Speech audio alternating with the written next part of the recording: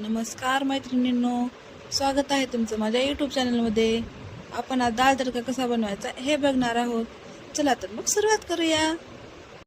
1 वाटी तूर डाळ, अर्धी वाटी मूग डाळ, पाव वाटी मसूर डाळ ह्या सर्व डाळी एकत्र कुकरमध्ये टाकून घेऊ आणि त्यात 2 ग्लास पाणी टाकू.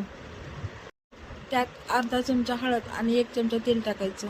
1 कांदा बारीक, 2 टोमॅटो, चिंच गूळ थोडंसं भिजत घालायचं, कस्तुरी मेथी, तेजपत्ता, कढीपत्ता, 2 बेडगी मिरची, कोथिंबीर, सांबार मसाला, काश्मीरी लाल तिखट, अद्रक लसूण पेस्ट, मोहरी, जिरे, चवीपुरतं मीठ, 2 चमचे तेल, हंडी, आपण शिजवून घेतलेली डाळ.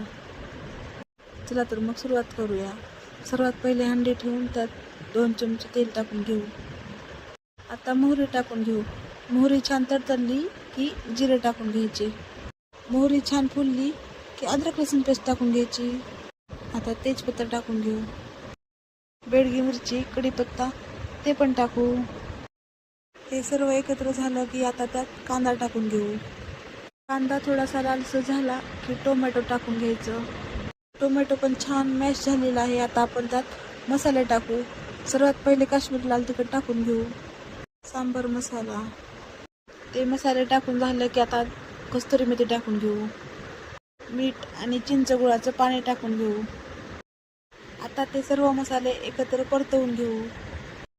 आपण कुकरला लावलेली डाळ ती थोडीशी मॅश करून आता आपण या हंडीमध्ये टाकून घेऊ. त्याला असंच 5 मिनिट मंद आचेवर शिजू देऊ. चला तर मग 5 मिनिट झालेले आहेत. आपली डाळ मस्त शिजलेली आहे. तर आता यावर आपण कोथिंबीर टाकून घेऊ. गॅस आता बंद करायचा. तुम्हाला ही माझी रेसिपी आवडली असेल तर नक्कीच करून पहा आणि लाईक करा, सबस्क्राईब करा आणि बेल आयकॉनला क्लिक करा. Okay, bye.